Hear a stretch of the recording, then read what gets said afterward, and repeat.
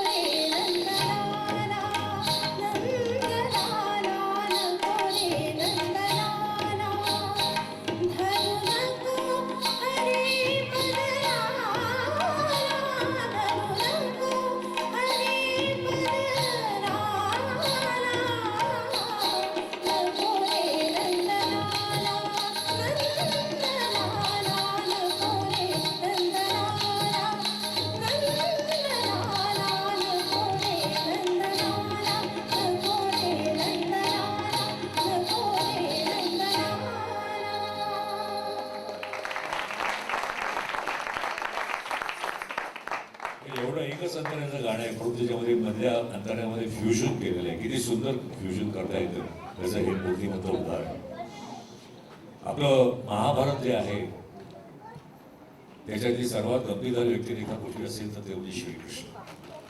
तर आधी मुळात महाभारत ही एक गंमत आहे, कारण 18 दिवसाचं युद्ध संपल्याबरोबर अर्जुनाचा रथ जळून गेला त्याचं गांडीव धनुष्य घेण्याकरता इंद्रजित उभा राहिला.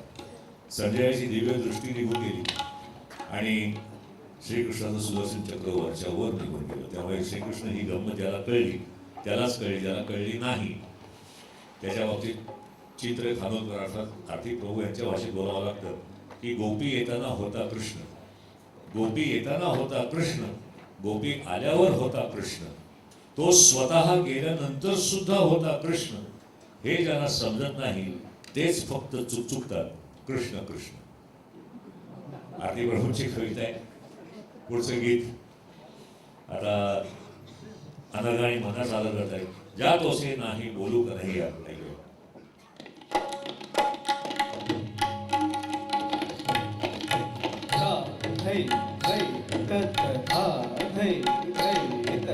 मुरली की धुन सुन आई रागे आई रागे जमुना के तट पर जमुना के तट पर निरस करस उस निरस करस उस फिरत फिरत उस फिरत फिरत एक चंद सपन धात्र धात्र धारा धात्र धात्र धारा धात्र धात्र धारा तांद्र धात्र काम तक थई तक थई काम तक थई तक थई काम तक थई तक थई.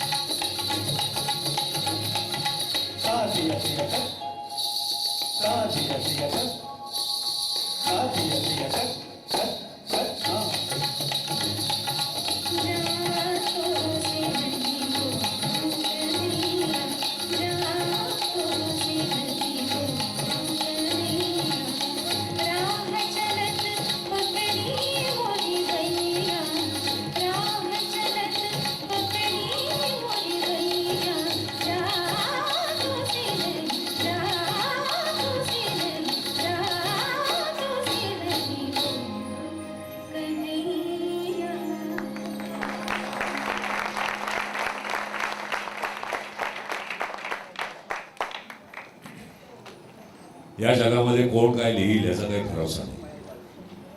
मला एक अनुभव आला होता बुलढाण्याला. एवढंसं गाव ते एवढंसं गाव पलीकडचा रस्ता सुद्धा मोठा आहे आणि श्रीधर फडकेचं गाणं झालं सांजे गोकुळी सावळी सावळी आणि त्याच्यानंतर 2 गाणी मध्यंतर झालं. मला एक मुलगा भेटायला आला. मला म्हणाला की काका ते मगाचं गाणं फार छान होतं सांजे गोकुळी. म्हटलं हो खरोखर छान आहे, मलाही आवडतं ते गाणं. मी 4 ओळी लिहिल्या आहेत. कारण ही गावातली मुलं भयंकर तयार असतात. मुंबईच्या मुलांना काही येत नाही. आधी मुळात कार्यक्रमालाच येत नाही तर येणार नाही. दगड वर्ण बघितलं सगळं पांढरं पांढरं दिसतं. परंतु गावातली मुलं भयंकर तयार असतात. म्हणजे हातात कागदच हवा काय हो काय त्यांनी सुंदर लिहिलंय. तोच कृष्णाला सांगतोय की कृष्णा अरे आयुष्यात एकदा तरी फॉरेन रिटर्न होऊ घे. कृष्णा अरे आयुष्यात एकदा तरी फॉरेन रिटर्न होऊ घे, नाहीतर तुझी इथे धडकत नाही. कारण तू संस्कृत मध्ये सांगितलेली गीता इथे इंग्लिश शिवाय कळत नाही. क्या बात आहे. काय गावाची मुलं लिहितात, क्या बात आहे. दुसरं गीत ऐकूया आपण.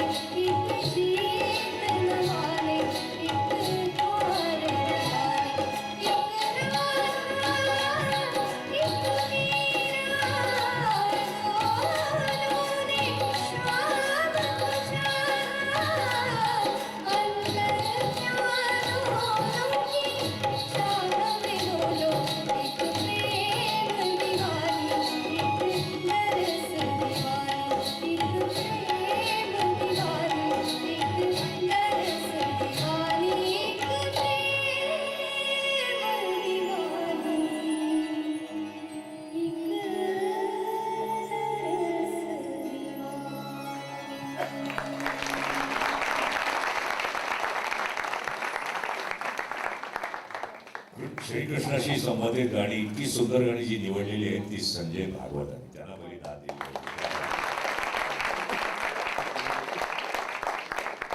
मनाली मनात आलं की हे गाणं घेऊया का ते गाणं घेऊया, कारण श्रीकृष्ण हा विषय असा आहे की किती गाणी घ्यायची याला सुद्धा काही मर्यादा आहे. असो,